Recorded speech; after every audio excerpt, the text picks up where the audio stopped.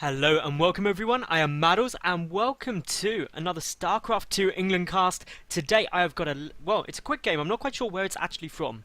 I know it's a best of one, and basically it is between EmpireKas, the blue Terran player in the top left, who's going to be up against Petrucho. Petrucho, I'm going to go with?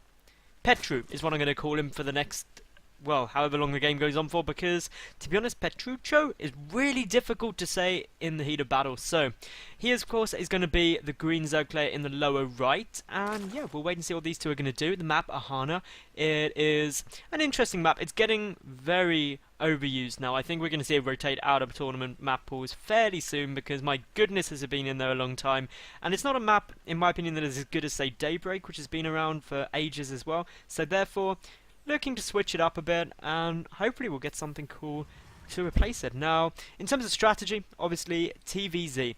I haven't actually heard of Petru before, so I'm guessing the Kas is going to take this game, just because he's completely unknown to me.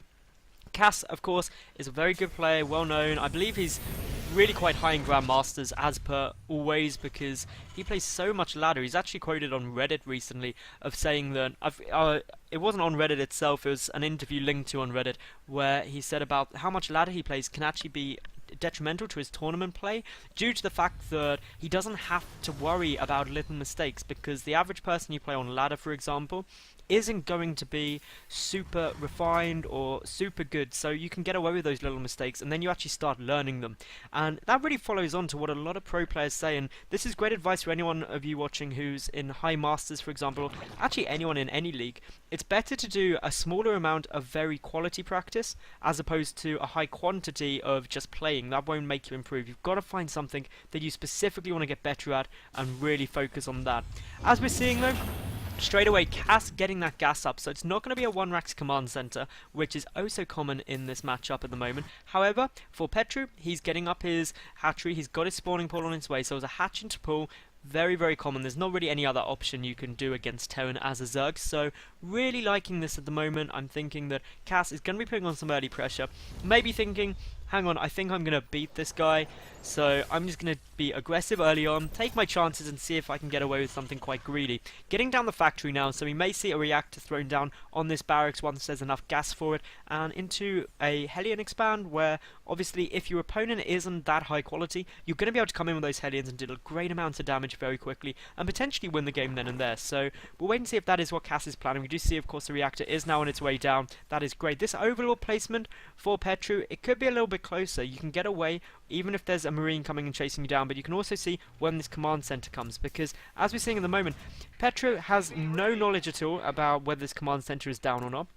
We see that Kas is throwing it down as we speak, but because Petru hasn't scouted that, he has very little way to know that, hang on, things aren't quite right. It's not a one-racks command center. These Hellions are going to be coming out a lot sooner. There's no vision on the map at all for the Zerg player. If we look here, he's not holding the watchtowers. He's just got this overlord, and that is all he can see outside of his base. So, not the best information available to him. Kas, on the other hand, though, is getting down the watchtower. He's holding that nicely to see if there's any early aggression. He's also got this marine here, just to try and force back any scouting, trying to hide the fact that the Hellions are on the way.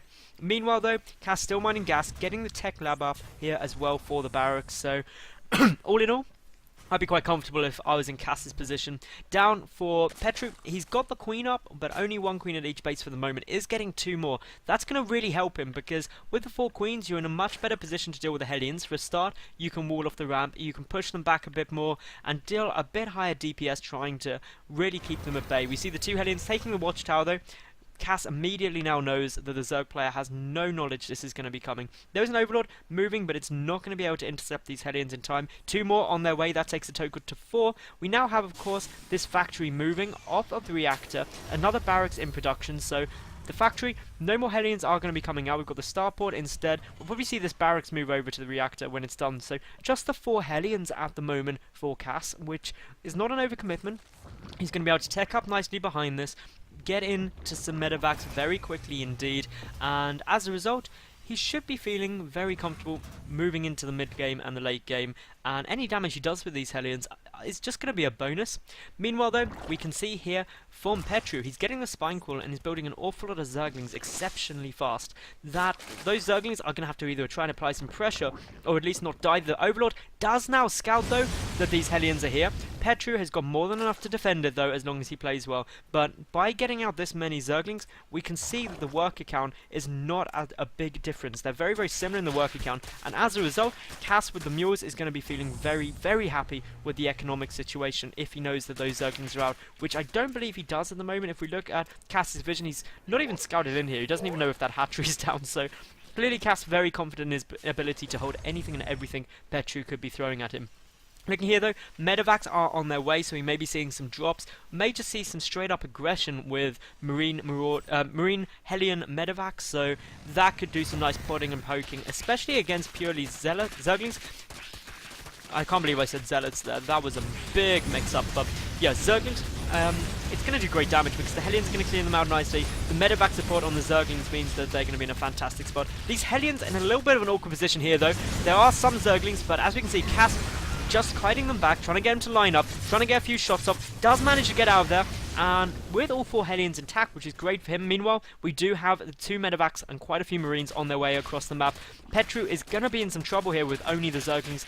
The 1 Spine Crawler, not going to be able to do too much. Here we go though, the Marines starting to move forward. A stim goes down. Of course, with stim, these Marines are able to do such high DPS. We've got Petru in panic mode straight away. The Kas with a very, very nice little timing here.